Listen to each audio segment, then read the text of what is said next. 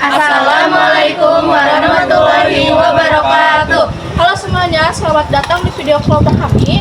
Hari ini kita akan bahas topik penting di dunia ekonomi global, yaitu Perdagangan internasional. Gak cuma pengertiannya aja, kita juga akan bahas kode etik dalam perdagangan internasional. hukum-hukum yang mengatur perdagangan antar negara, dan pastinya siapa saja pihak dan lembaga yang terlibat dalam perdagangan internasional. Yuk simak videonya sampai akhir biar makin paham dan lebih bingung lagi soal materi. selamat menyaksikan.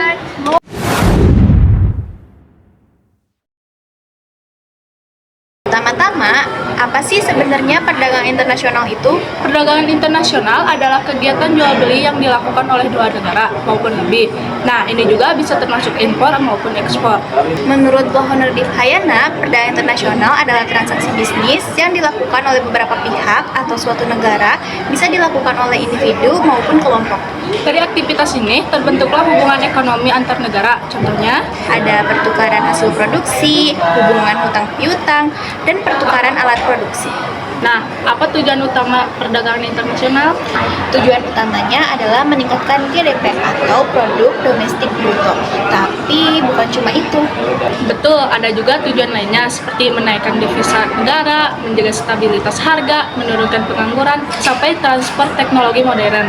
Misalnya, negara bisa memperluas pasar produknya dan menciptakan lapangan kerja baru. Lalu, apa sih manfaatnya? Manfaatnya banyak banget, bisa membentuk hubungan persahabatan antar negara, menciptakan efisiensi, hingga meningkatkan kemakmuran. Contohnya, produsen bisa menjual lebih banyak barang ke luar negeri, dan konsumen bisa dapat barang yang gak tersedia di dalam negeri. Selain itu, ilmu dan teknologi juga bisa lebih cepat menyebar lewat kerjasama perdagangan. Tapi semua ada sisi negatifnya ya. Tentu, salah satu kerugian perdagangan internasional adalah bisa menghambat pertumbuhan industri dalam negeri karena produk impor lebih murah. Belum lagi kalau terlalu bergantung pada teknologi dan modal asing. Itu juga bisa bikin industri lokal kesulitan berkembang. Kita kasih contoh biar makin jelas yuk. Contohnya, Indonesia mengekspor kelapa sawit, kopi, dan rempah-rempah. Itu termasuk perdagangan ekspor.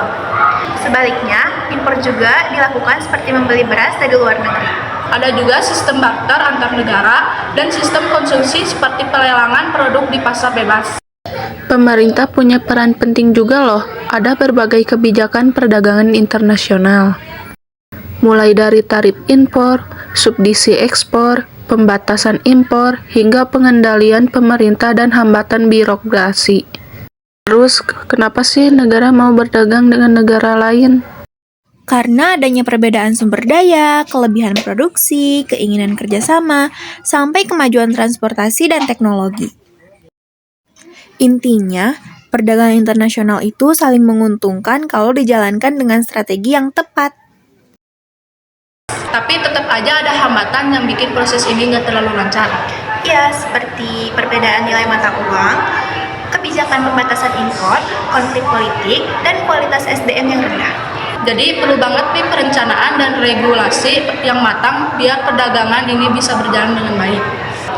Nah, itu tadi pembahasan yang lengkap mengenai perdagangan internasional. Selanjutnya, kita akan membahas tentang kode etik perdagangan internasional yang akan dibahas oleh Irlan.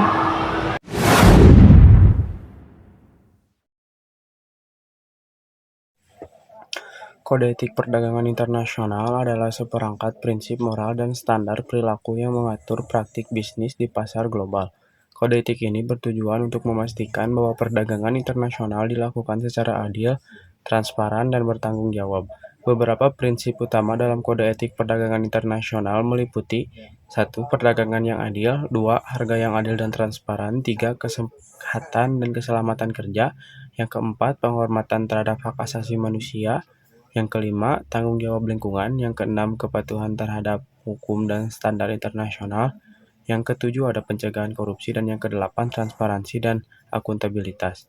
Pentingnya kode etik dalam perdagangan internasional yaitu menciptakan lingkungan bisnis yang lebih adil dan berkelanjutan. Yang kedua, ada meningkatkan kepercayaan reputasi.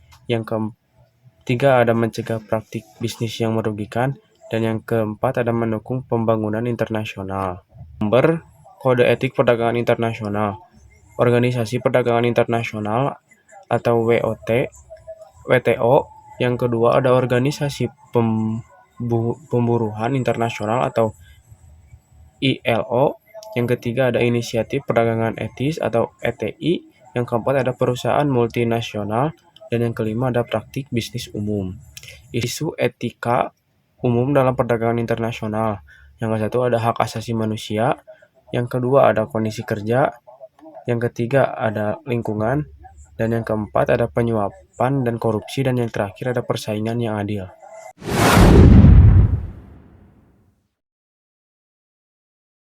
Hukum perdagangan internasional itu sangat penting karena untuk mengatur aktivitas ekspor dan impor antar negara. Sumber hukumnya itu ada 5. Yang pertama, hukum nasional dari masing-masing negara. Kedua, dari perjanjian internasional, contohnya Konvensi Wina. Ketiga, kebiasaan atau praktik dagang seperti Incoterms dan UCP. Keempat, prinsip hukum umum seperti etikat baik dan keadilan. Dan yang kelima, ada dari jurisprudensi dan beberapa pendapat ahli hukum. Ada juga asas-asas penting dalam kontrak dagang internasional, misalnya asas kebebasan berkontrak dan asas etikat baik. Tujuannya untuk menjaga agar perdagangan internasional tetap adil dan saling menguntungkan. Ruang lingkupnya luas banget, mulai dari jual beli biasa sampai proyek teknologi tinggi. Prinsip dasarnya juga penting. Ada Pakta Sunt Servanda, kebebasan bernavigasi, dan penyelesaian lewat arbitrase. Tapi hukum ini juga punya kelemahan, misalnya sifatnya yang tidak memaksa, jadi sering dilanggar oleh negara kuat. Makanya hukum perdagangan internasional terus berkembang, supaya semakin adil dan seimbang. Perdagangan antar negara terjadi karena tiap negara memiliki perbedaan, mulai dari iklim, sumber daya, dan teknologi. Dampaknya pun banyak. Ada dampak positif seperti menambah devisa dan lapangan kerja, dan dampak negatif seperti terganggunya industri lokal. Ada juga hambatan perdagangan, seperti tarif, kuota, dan beda mata uang. Untuk mengatasi itu, negara membuat kebijakan, seperti proteksi, perdagangan bebas, dan politik dumping. Jadi jelas ya, hukum perdagangan internasional itu sangat penting, agar perdagangan dunia berjalan tertib dan adil.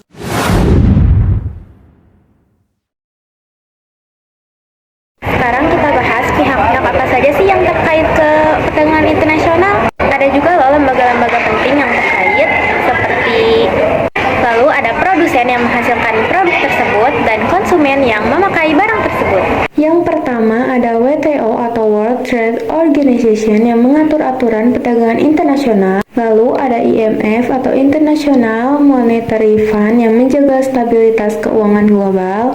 Lalu yang ketiga ada Bank Dunia atau World Bank yang mendanai pembangunan di negara berkembang untuk mengurangi kemiskinan. Dan juga ada ASEAN yang kerjasama ekonomi, sosial, dan budaya negara Asia Tenggara termasuk perdagangan bebas antar anggota. Dan ada APEC atau APEC yang meningkatkan perdagangan dan investasi di kawasan Asia Pasifik.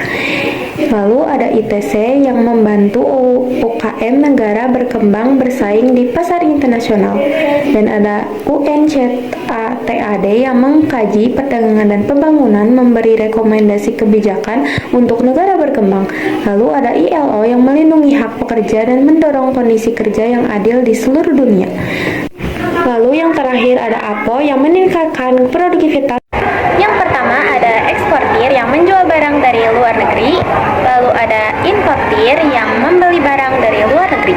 Perdagangan internasional itu harus saling mendukung agar prosesnya lancar dan saling menguntungkan. Nah, itu tadi penjelasan lengkap tentang perdagangan internasional, mulai dari pengertian, manfaat, kode etik, dan hukum yang mengaturnya. Kita juga udah bahas pihak-pihak dan lembaga yang berperan penting dalam proses perdagangan antar negara. Semoga penjelasan tadi bisa menambah wawasan dan mempermudah kalian memahami materi. Jika ada yang belum jelas, jangan ragu untuk diskusi dengan teman